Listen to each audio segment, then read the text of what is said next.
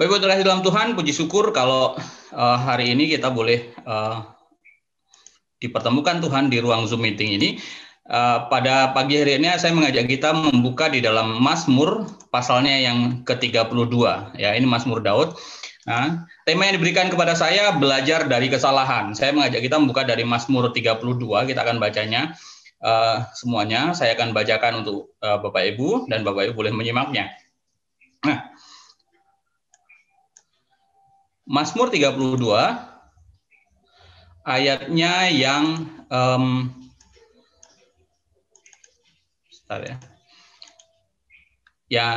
nomor yang pertama sampai dengan ke-11. Demikianlah Mazmur Tuhan. Kebahagiaan orang yang diampuni dosanya. Dari Daud, nyanyian pengajaran. Berbahagialah orang yang diampuni pelanggarannya, yang dosanya ditutupi. Berbahagialah manusia yang kesalahannya tidak diperhitungkan Tuhan, dan yang tidak berjiwa penipu. Selama aku berdiam diri, tulang-tulangku menjadi lesu, karena aku mengeluh sepanjang hari, sebab siang malam tanganmu menekan aku dengan berat. Sumsumku menjadi kering, seperti oleh teriknya musim panas. Dosaku kuberitahukan kepadamu, dan kesalahanku tidaklah kusembunyikan.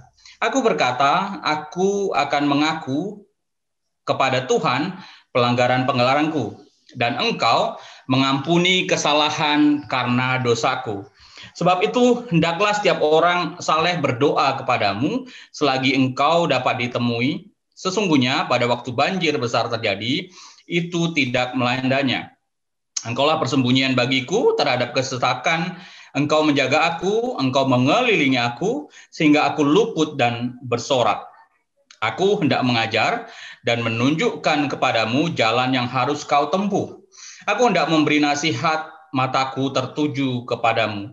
Janganlah seperti kuda atau bagal yang tidak berakal, yang kegarangannya harus dikendalikan dengan tali les dan kekang.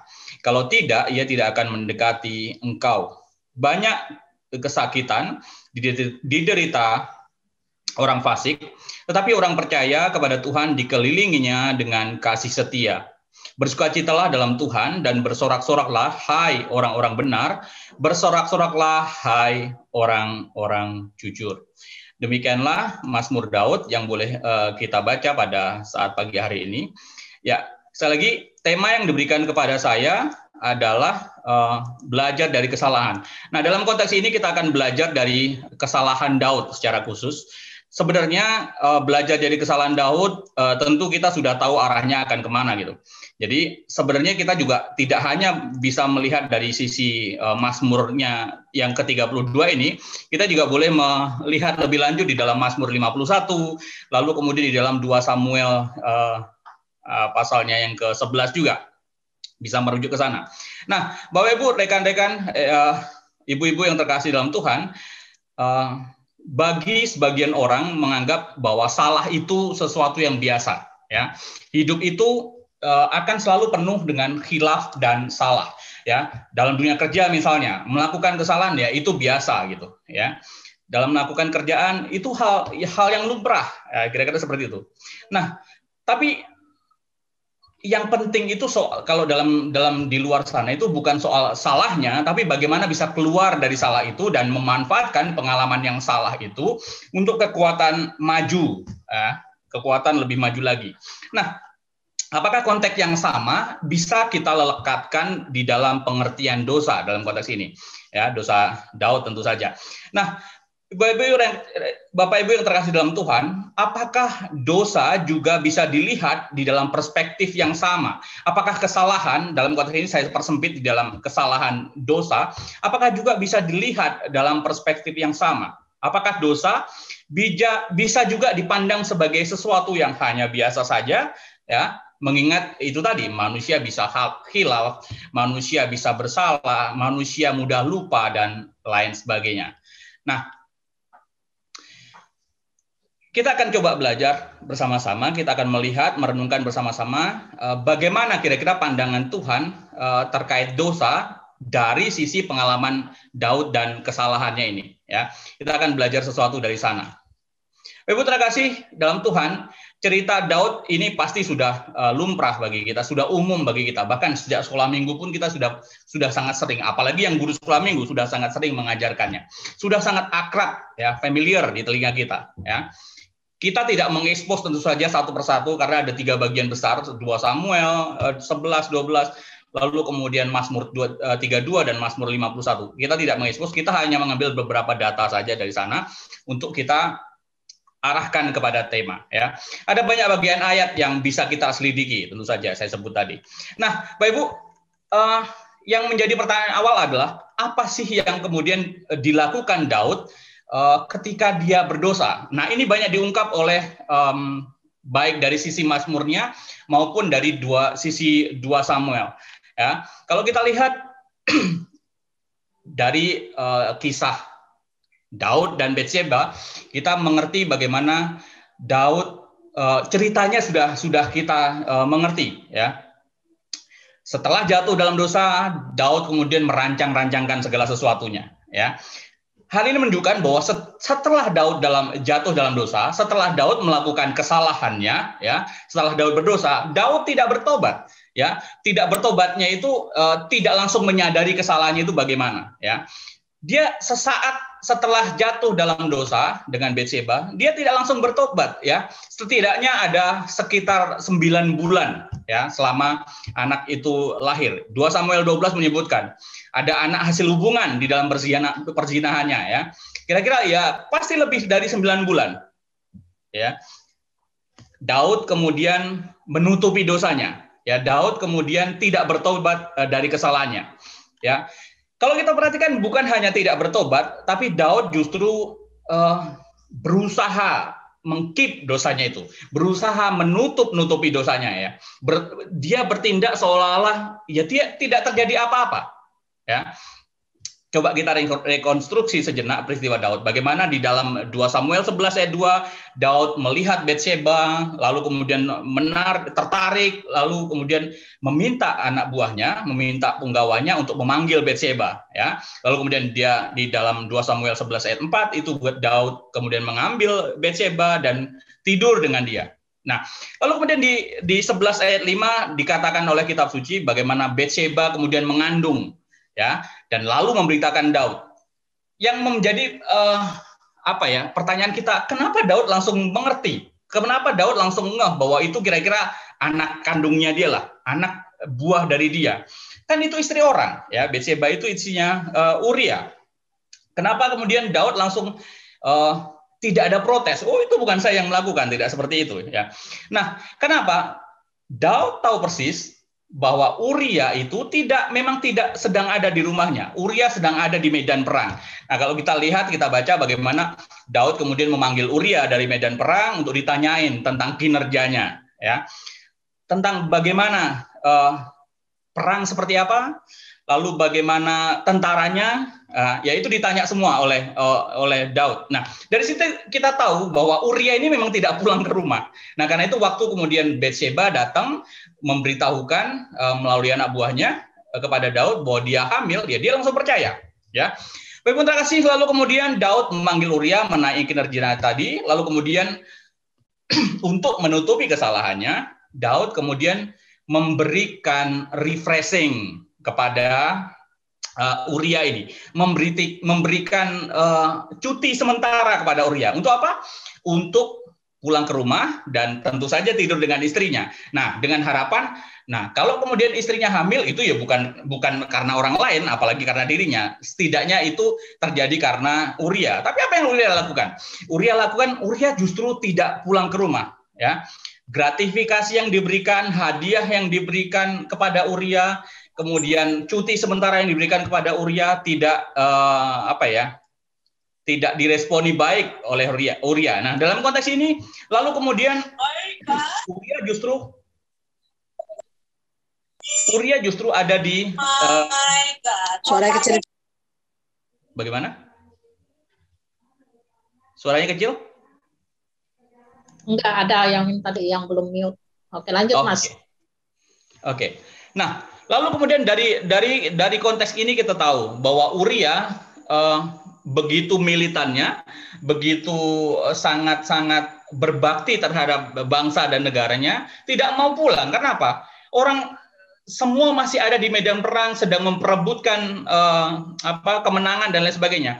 Dan Uria merasa terpanggil, saya tidak mau datang ke rumah dulu. Nah, lalu kemudian kita lihat rencana pertama gagal. Rencana pertama menutupi dosa oleh Daud itu kemudian gagal.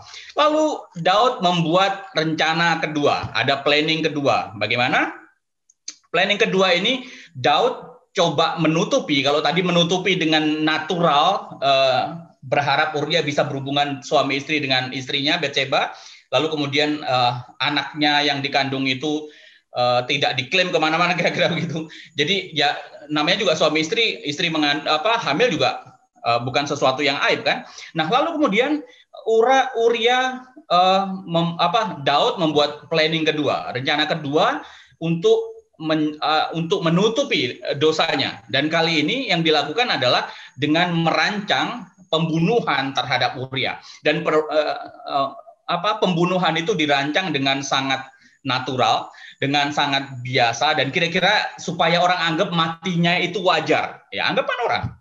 Lalu kemudian dia berkirim surat kepada punggawanya menempatkan Uria di baris depan dalam pertempuran yang hebat, ya. Setelah ditaruh di baris depan, para punggawa yang lain yang harusnya bisa membackup Uria supaya mereka itu menarik diri. Dan hasilnya Uria mati sendiri di medan perang sana. Bapak-Ibu terkasih, orang yang membackup itu disuruh mundur. Ya, kalau kita tentu di Jakarta seperti kita tahu banyak sekali tawuran ya. Kalau kita anak STM itu zaman dulu kalau tawuran itu biasanya suka ngerjain adik-adiknya. Misalnya waktu tawuran senior itu maju duluan seolah-olah paling hebat. Wuih, luar biasa. Ya, ketika berhadapan dengan musuh, senior mundur duluan. Dan akhirnya yang tawuran itu adiknya, senior cuma melihat di belakang dengan santai. Nah, Bapak Ibu, kira-kira Uria diposisikan seperti itu. Ya, lalu singkat cerita Uria mati, ya. Matinya Uria membuat Daud bisa ya leluasa untuk menikahi Batseba di Samuel 11 ayat 27. Nah, tapi lihat, tindakan Daud ini dipandang Tuhan sebagai sesuatu yang sangat jahat, ya. Kita juga bisa melihat dari sini. Daud berdosa dengan Batseba. Lalu kemudian untuk menutupi ini, dia pun melakukan dosa berikutnya. Ya, inilah efek domino dari dosa. Ya, bentuk kuasa dosa, bentuk dampak dosa yang berantai. Dosa ditutup dengan dosa, ditutup dengan dosa, ditutup dengan dosa. Nah, ini ironi hidup manusia. Ya, dosa disembunyikan rapat-rapat supaya orang tidak tahu, dan menyembunyikan rapat-rapat tadi itu pun dengan cara berdosa. Ya. Untuk menyembunyikan, dibuat, dirancang, dipikirkan cara bagaimana berdosa lagi. Ya, ini sesuatu yang ironis. Ya, nah tapi memang itulah ironi hidup kita manusia. Bapak Ibu yang terkasih, dosa memang tidak dikehendaki, apalagi sampai kemudian multiplikasinya sampai banyak gitu, nggak, tentu saja kita semua nggak kehendaki. Tapi dosa sendiri, ya, naturnya, sifat alaminya, ya, itu memang selalu mengikat seperti itu, ya, berantai seperti itu, ya. Manusia membuat manusia itu terjerumus masuk ke dalam, terperosok masuk ke dalam dan sulit melepasnya, ya. Kita lihat saja tadi Daud, untuk menutupi dosa yang satu dia harus berbuat dosa yang lain, ya. Untuk menutupi kesalahan yang satu dia harus berbuat kesalahan yang lain, sesuatu yang ironi, ya. Lanjut, lalu kemudian kalau kita konteskan kepada kita sekarang, ya ini tentu saja bukan hanya dosa zina seperti Daud tadi itu, atau dosa perselingkuhan seperti Daud, tapi juga dosa-dosa khas yang lainnya. Ya, narkoba, gosip, mencuri, berbohong, ya, membesar-besarkan sesuatu, berbohong secara halus misalnya seperti itu, membesar-besarkan sesuatu. Nah, itu bukan sesuatu yang kemudian yang orang buat orang itu sadar bahwa dia melakukannya. Orang mungkin sadar melakukannya, tapi justru ingin melakukannya lagi, atau kemudian ingin menutupi kesalahan sebelumnya dengan kesalahan berdosa lagi. Ya, ini sesuatu yang ironis. Nah, itulah ironi hidup manusia. Ya, yang pertama yang kita lihat dari sisi Daud.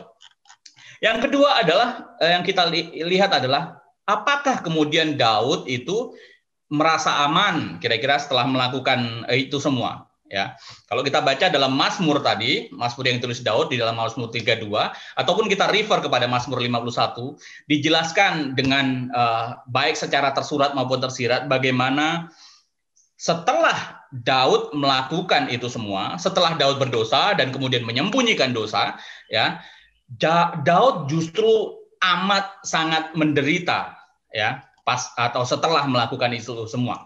Kenapa menderita? Kita lihat sama-sama. Pertama, Daud menderita ketika menutupi dosanya, ya. Kenapa? Itu bukan hal yang mudah menutupi dosa, ya. Bukan mudah menutupi kesalahan. Sesungguhnya waktu dia menutupi kesalahan itu dia lakukan dengan penuh penderitaan, ya. Dan pengorbanan tentu saja. Daud menggambarkan dirinya dan perasaannya yang dialami itu selama berbulan-bulan, ya, kalau kita lihat tadi kurang lebih 9 bulan, ya, dalam menutupi dosanya, dia ungkapkan di dalam Mazmur 32. Mari kita lihat sama-sama. Selama aku berdiam diri, tulang-tulangku menjadi lesu, karena aku mengeluh sepanjang hari. Sebab siang malam tanganmu menekan aku, dan berat sumsumku menjadi kering, seperti oleh teriknya musim panas. Lihat apa yang dialami oleh Daud. Pertama, dia mengalami tekanan batin yang begitu berat. Berbulan-bulan dengan tekanan batin. Berbulan-bulan hidupnya penuh dengan keluhan dikatakan.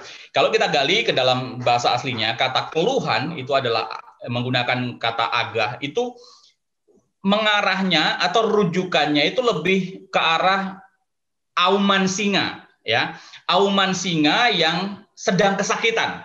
Bahasa Inggrisnya itu lebih kepada distress cry, ya. Jadi sepanjang hari selama 9 bulan lebih tadi itu, hidup Daud itu dipenuhi dengan kesakitan yang luar biasa, dipenuhi dengan auman, keluhan, auman, kesakitan, ya. Kalau boleh kita lihat, misalnya kalau kita bayangkan tentang lolongan anjing yang menyayat dan lain sebagainya karena kesakitan, atau binatang apapun yang kemudian dengan lenguhannya yang keluar karena kesakitan. Nah, ini digambarkan, kata agah ini digunakan untuk auman singa yang sedang kesakitan, ya. Betapa mengerikannya apa yang terjadi atas diri Daud. Dan itu terjadi bukan hanya 1 hari, 2 hari, 9 bulan lebih. Waktu dia menutupi dosa, hal yang terjadi terhadap dirinya adalah kesakitan batin yang seperti itu. Nah, Ibu-ibu, Bapak-ibu terkasih dalam Tuhan, kesakitan karena dosa. Daud merasakan kesakitan karena rasa bersalah. Daud merasakan kesakitan karena tertuduh oleh nuraninya, tertuduh oleh kebohongannya sendiri. Ya, kalau kita lihat 9 bulan dengan kehidupan Daud yang serba glamor luar biasa, itu sesuatu yang bertolak belakang. Bukankah Daud itu raja? Bukankah Daud itu di istana? Bukankah Daud punya uang, punya hak istimewa melakukan apapun, termasuk memanggil Batseba tadi itu? Ya, bukankah Daud itu punya dan bisa melakukan segalanya? Tapi hidupnya setiap hari penuh dengan keluhan. Hidupnya setiap hari penuh dengan raungan. Hidupnya setiap hari penuh dengan lolongan kesakitan yang sangat mengganggu. Ya. Tidur dalam kesusahan. Susah tidur karena megikan, karena teguran, karena banyak hal yang menyesakkan dirinya.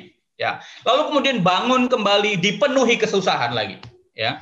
Dia terus memikirkan dosa itu, terus dikejar oleh rasa bersalah itu.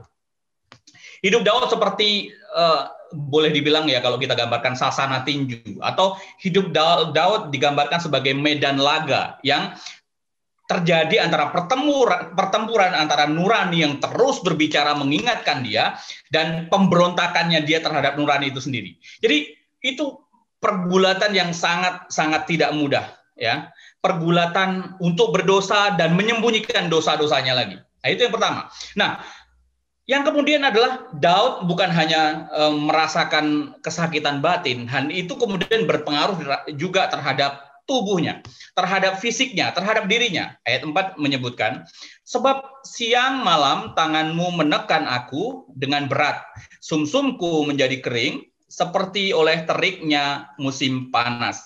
Baik pun terkasih, kalau kita gali, kata sumsum di kanan menggunakan kata syad, itu lebih sesungguhnya mengarah kepada cairan, ya, bukan mengarah langsung kepada sumsum, tapi mengarah kepada cairan tubuh, ya, cairan yang kemudian makin lama makin sedikit, cairan yang kemudian terkuras habis. Coba Bapak Ibu bayangkan kalau kemudian Bapak Ibu di dalam cairan tubuh Bapak Ibu, lalu kemudian apa yang terjadi dalam fisik Bapak Ibu kalau Bapak Ibu mengalami dehidrasi misalnya, ya, tubuh lemas, mudah marah dan lain sebagainya, ya.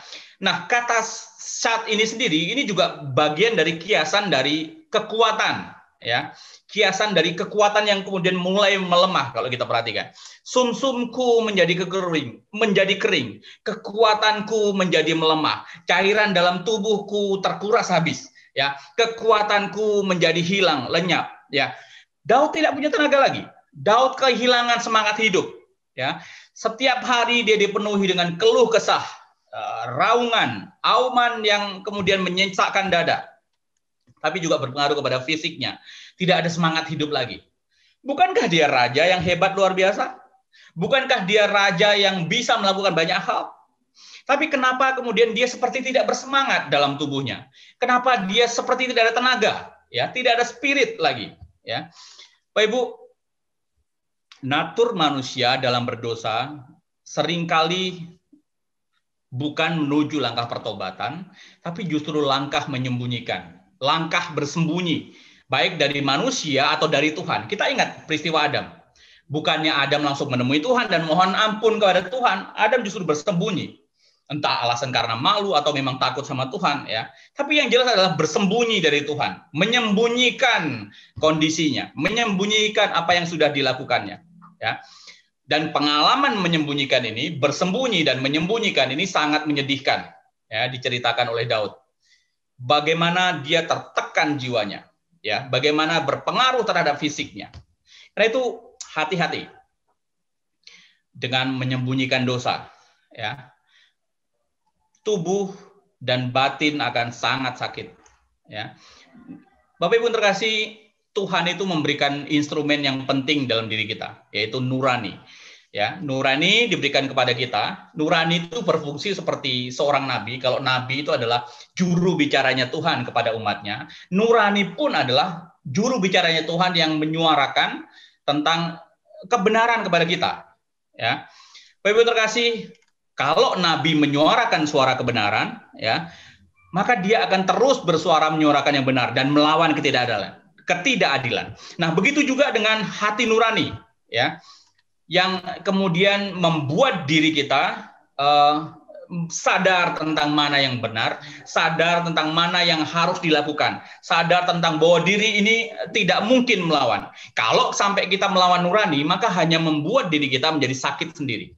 Ya, membuat diri kita menjadi menderita, penuh keluhan dan lain sebagainya.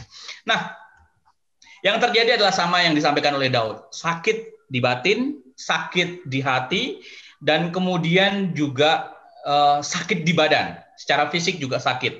Terus-menerus menekan suaranya yang keras bersuara, suara nurani tadi itu. Lalu kemudian menahan derita batin dan tentu saja berdampak kepada fisik kita. Ya, Bapak Ibu, harta Daud, kekayaan Daud, kekuasaan Daud, kehebatan Daud tidak bisa melepaskannya dari jerat dosa, tidak bisa melepaskan dari suara nurani yang keras bersuara. Ya, hati nurani terus menunjuk kepada Daud, pun kepada kita, mengungkap kesalahan kita, menelanjangi dosa kita. Ya, Bapak terkasih, selanjutnya kalau kita perhatikan bagaimana Tuhan berespon terhadap Daud. Ya, Tuhan berkenan kepada Daud bukan karena hebatnya Daud, tapi memang Tuhan memang dengan hak prerogatifnya kemudian memilih Daud sebagai orang yang dipakai sebagai alatnya. Walaupun ada banyak konsekuensi yang harus diterima karena perbuatan salah oleh Daud. Nah, karena itu kita lihat bagaimana selanjutnya adalah teguran dan hukuman Tuhan kepada Daud. Ya, Tuhan memandang tindakan Daud sebagai sebuah kejahatan. Ayat 27, 2 Samuel 11 ayat 27 menyebutkan, setelah lewat waktu berkabung, maka Daud menyuruh membawa perempuan itu ke rumahnya. Perempuan itu menjadi istrinya dan melahirkan seorang anak laki-laki baginya. Selanjutnya, tetapi hal yang telah dilakukan Daud itu adalah jahat di mata Tuhan. Di dalam Alkitab ada 3 kategori orang yang sesungguhnya harus ditolong. Pertama adalah orang miskin, kedua adalah orang asing atau orang yang sedang musafir seperti itu, sedang melakukan perjalanan, dan ketiga adalah janda. Ya tentu saja janda dan miskin. Di Alkitab pun ada disoroti bagaimana di 1 Timotius 5:9 ada yang janda masih muda yang masih bisa mengupayakan dirinya lalu kemudian minta bantuan. Itu juga keliru. Nah, 3 orang ini perlu kemudian dibantu, ya. Tentu saja membantu janda adalah hal yang baik, apalagi menolong dan mengangkat derajatnya seperti Daud mengangkat Batseba ini. Tentu sangat baik. Harusnya Daud mendapat pujian dari Tuhan, bukan? Ya. Tapi kita lihat tindakan Daud di mata Tuhan justru dikatakan sebagai sesuatu yang jahat. Ya, karena apa? Ada motif terselubung di sana. Ya. Kalau kita lihat bagaimana Tuhan memandang tindakan Daud sebagai kejahatan, bukan hanya pada diri itu, tapi juga keseluruhan tindakan dia dengan Batseba tadi itu. Menurut penafsir, kenapa tindakan Daud ini secara keseluruhan dipandang sebagai sebuah kejahatan? Ya, setidaknya ada 5 hal yang ditunjukkan. Pertama adalah tindakan Daud ini melanggar 10 perintah Allah. Ya, setidaknya ada 5-10 perintah Allah yang dilanggar. Pertama, melakukan pembunuhan. Ya, perintah ke-6. Kedua, melakukan perzinahan, itu perintah ke-7. Lalu kemudian mencuri, ya, dari sesamanya, perintah ke-8. Lalu kemudian berbohong dan menipu, ya, melanggar perintah ke-9. Dan kemudian mengingini milik orang lain, ya, kepunyaan orang lain, perintah ke-10. Baik Bu, karena itu Tuhan memandang bahwa apa yang dilakukan oleh Daud itu bukanlah sebuah tindakan yang biasa, ya, tindakan jahat di mata Tuhan. Dan di ayat di 2 Samuel 12 kita memang tidak baca, tadi kita mengarahkan kepada Mazmur mengingat waktu. Itu sama di 2 Samuel 12 ayat yang ke-9, 10 dan 14 dinyatakan dengan jelas di sana bahwa apa yang dilakukan oleh Daud itu menghina Tuhan, ya, dengan melakukan apa yang jahat di matanya, ya. Bapak Ibu yang terkasih, dari sini kita lihat kesalahan Daud itu bukanlah kekeliruan yang biasa di mata Tuhan. Di mata Tuhan, salah atau dosa bukan sesuatu yang biasa, ya, bukan sesuatu yang umum, yang wajar, atau yang kemudian orang bisa dimaklumi saja, ya. Di mata Tuhan apa yang dianggap biasa bagi orang itu luar biasa. Karena apa? Ini secara khusus konteksnya adalah dosa, ya. Di dalam bahasa hukum itu ada istilah ordinary crime dan extraordinary crime, ya. Kalau kita lihat ada sesuatu tindakan kriminal biasa dan tindakan kriminal yang luar biasa. Nah, sesungguhnya tindakan dosa itu bukanlah sesuatu tindakan salah yang biasa di mata Tuhan. Itu adalah sesuatu kejahatan yang luar biasa. Ya, tindakan dosa apapun jenisnya itu masuk ke dalam extraordinary crime. Ya, berdosa itu sama dengan menghina Tuhan. Berdosa itu jahat kepada Tuhan. Ya, karena itu dalam Kristen dosa itu bukanlah soal kuantitas, berapa jumlah banyaknya atau berapa ini dosa besar, ini dosa kecil. Tidak ada seperti itu. Dosa itu dalam kekristenan itu lebih dilihat kepada quality, ya, kualitasnya, ya.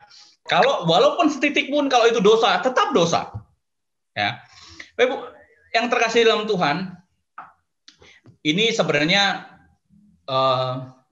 kenapa pentingnya dosa seperti ini juga bisa kita gali di dalam pengertian dosa dari istilah dosa yang digunakan di dalam kitab suci sendiri. Setidaknya ada 5, baik 5 di PL maupun di PB. 5 PL dan PB itu umumnya paralel. Misalnya kalau di PL pengertiannya apa? Nah, di PB itu ada pengertian yang sama, tapi dengan kata yang berbeda. Nah, saya menyinggung satu kata saja, dua kata saja. Di PL itu ada istilah kata cata, ya, cata, dan kemudian di PB ada istilah kata hamartia. Nah, ini memiliki arti yang sama, ya. Yang artinya adalah bahwa dosa itu adalah meleset dari sasaran. Gambarannya begini. Waktu kita memanah, ya, kita sedang memanah, tentu kita mengarahkan pada satu titik tujuan itu kan, kepada fokus satu titik kepada tujuan.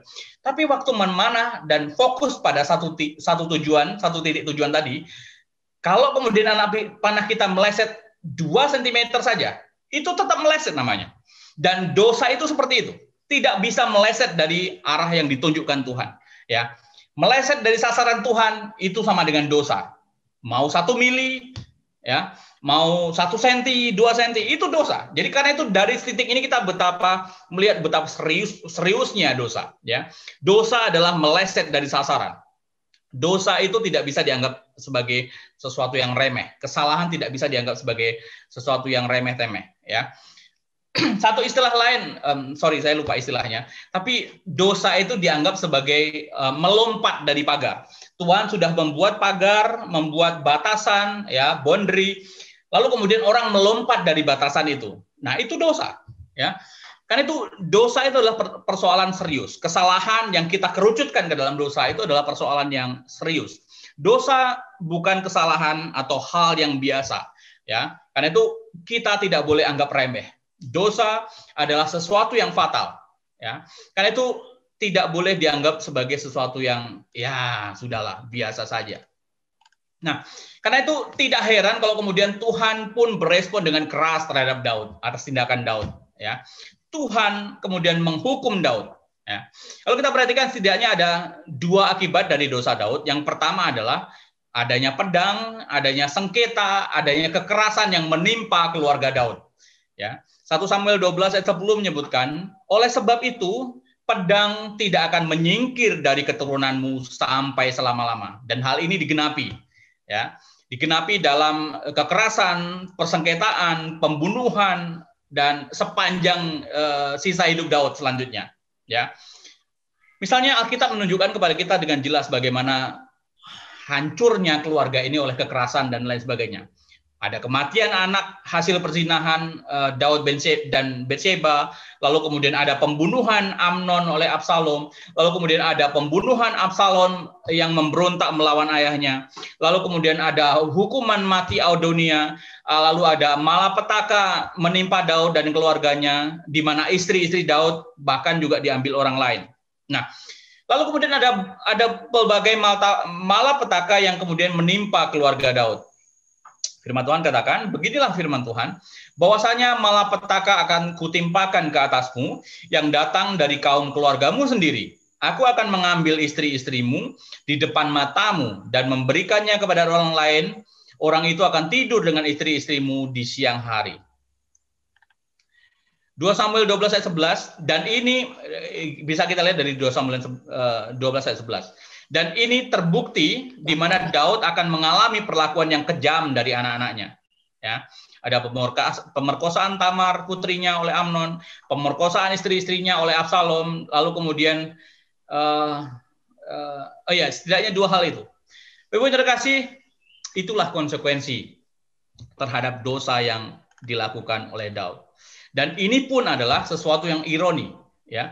Ini adalah ironi hidup dari Daud karena kesalahan.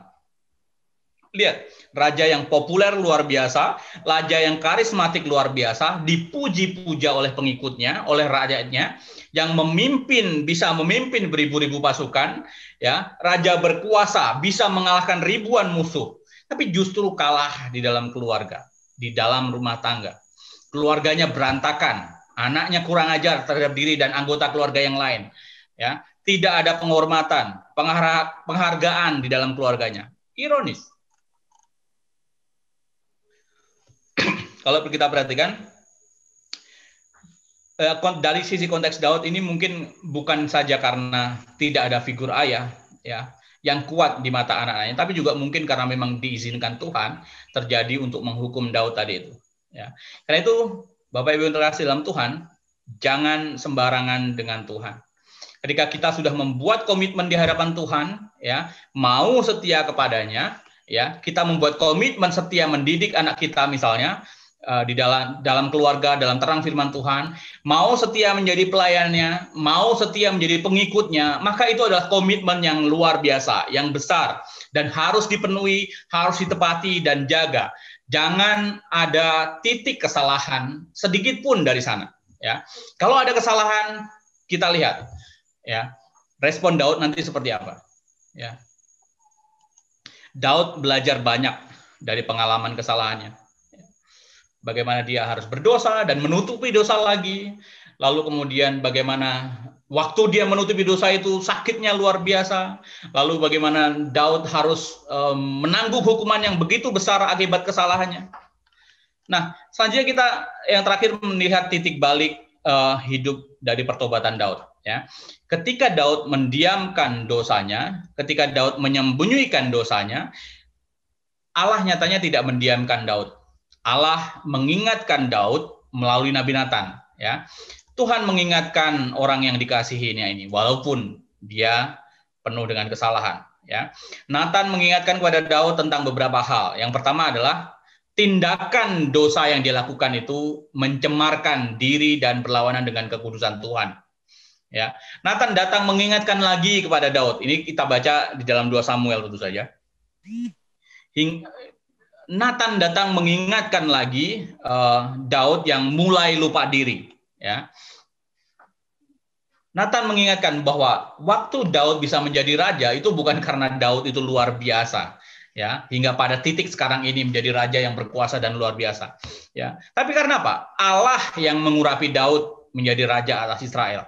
Allah yang melepaskan Daud dari tangan Saul. Sementara kita tahu dari Bible kan bahwa Daud seolah-olah ada di posisi pemenang lalu kemudian mau membunuh Saul. Tapi firman Tuhan tegaskan, ya, bahwa Daud pun ketika dia bisa lepas dari tangan Saul itu pun karena Tuhan, bukan karena hebatnya Daud bisa melepaskan dirinya. Ya, Allah yang memberikan juga kepercayaan kepada Daud.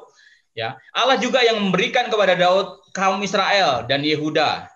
Ya, dan dikatakan di dalam 2 Samuel itu, seandainya itu belum cukup, tentu kutambah lagi ini dan itu kepadamu. Dikatakan demikian. Bapak terkasih dalam Tuhan, dari sini menegaskan, tidak ada yang ada pada diri Daud itu, yang dimiliki oleh Daud itu, yang tidak diberikan oleh Tuhan. Kuasa, keselamatan, keamanan, kepercayaan, harta, semua dianugerahkan oleh Tuhan. Tidak ada pada titik Daud sendiri yang luar biasa. Ya.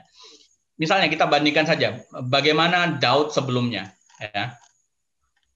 Bahkan kalau kita lihat sebelum Daud dipilih diurapi menjadi raja, bahkan Samuel pun sebelumnya tidak melirik Daud. Ya. Tentu saja orang melihat dari fisiknya, posturnya, dan umurnya, melihat Daud yang kemerah-merahan, yang masih remaja, itu tidak dipandang oleh Samuel. Ya. Berbeda sekali dengan alasan orang Israel memilih Saul. Saul yang posturnya lebih tinggi, besar daripada Israel pada umumnya. Dan dia kemudian adalah representatif orang yang bisa dipilih untuk menjadi raja. Ya. Tapi kemudian kita lihat perspektif fisik ini, perspektif fisik atau ukuran manusia ini kemudian dijungkir balikkan Tuhan. Ya. Sepertinya Tuhan menyebut di atas langit itu masih ada langit. Itu ibarat saja, ya. Di atas besarnya Saul itu masih ada Goliat. Lalu kemudian Tuhan menjungkir balikkan.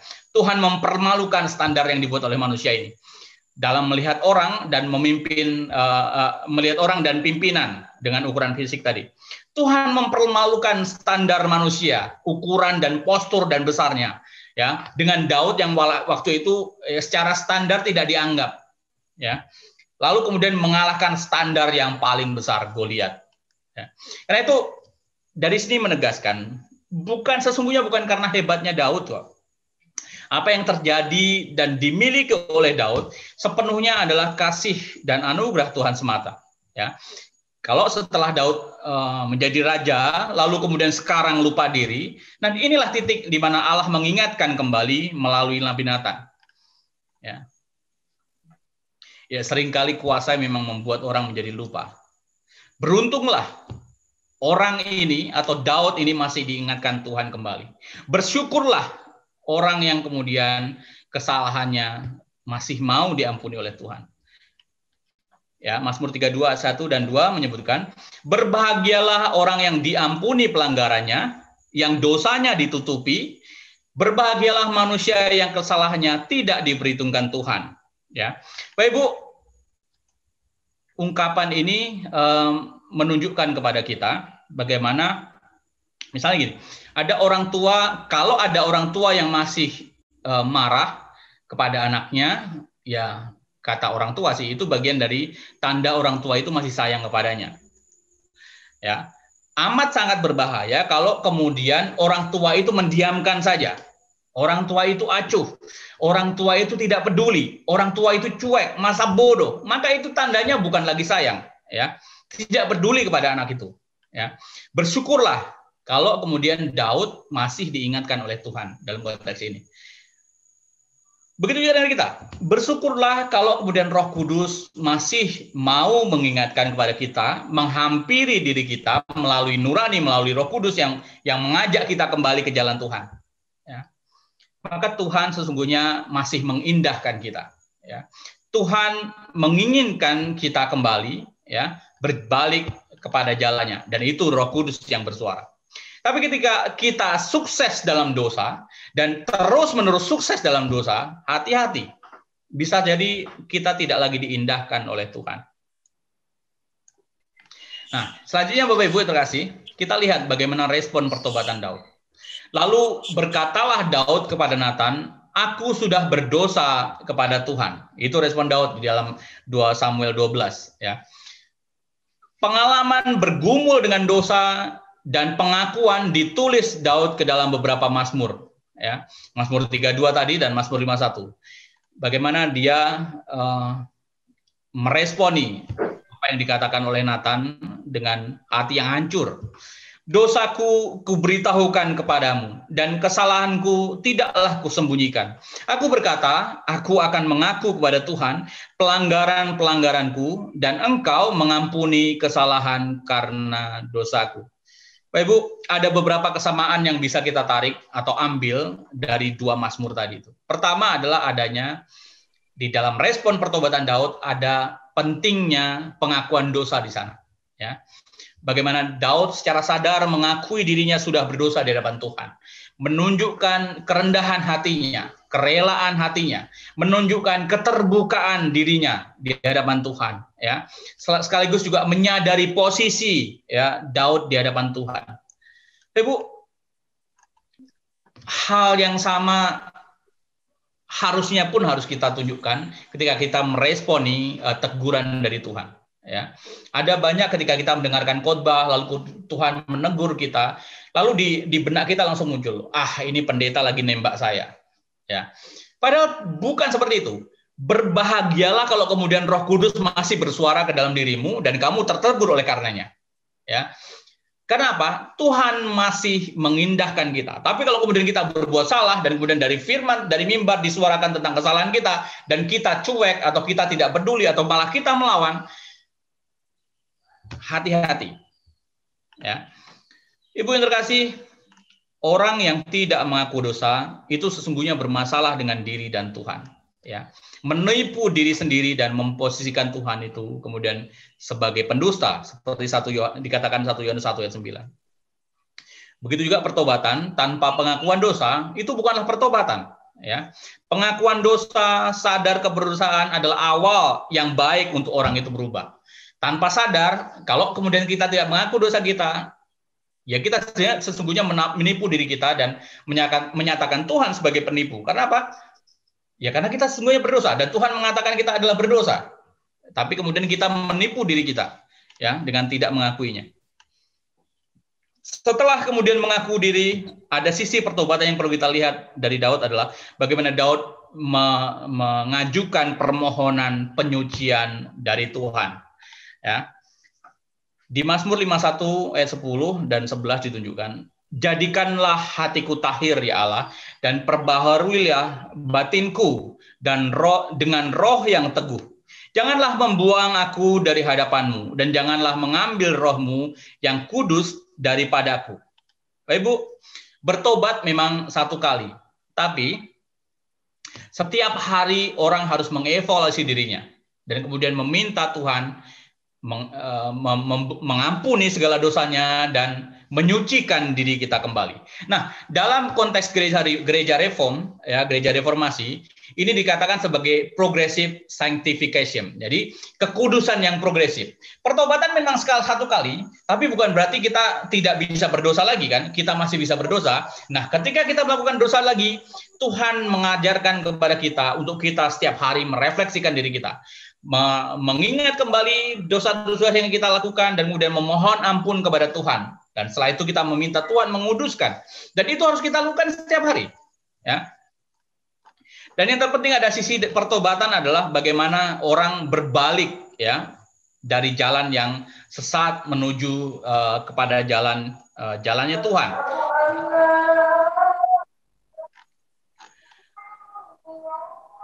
Nomor 1 ayat 13 dikatakan, maka aku akan mengajarkan jalanmu kepada orang-orang yang melakukan pelanggaran, supaya orang-orang berdosa berbalik kepadamu. Ya, ini juga bagian dari 3 aspek pertobatan. Ya, kalau Bapak Ibu menggali kata pertobatan di dalam Perjanjian Baru, seringkali digunakan adalah kata metanoia. Metanoia itu bukan sekadar pertobatan, tapi terdiri dari 3 aspek penting. Yang pertama adalah adanya perubahan pikiran.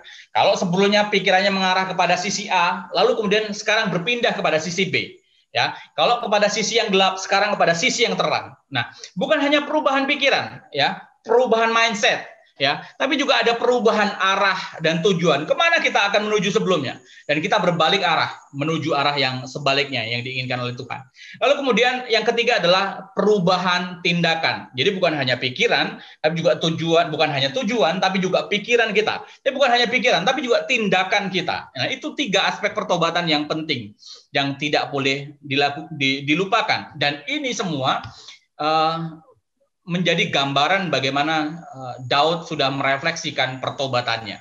Ya, Bapak Ibu terkasih, belajar dari kesalahan. Ya, jangan menganggap enteng kesalahan, apalagi kalau kita kerucutkan ke dalam dosa. Kesalahan atau dosa selalu ada konsekuensinya.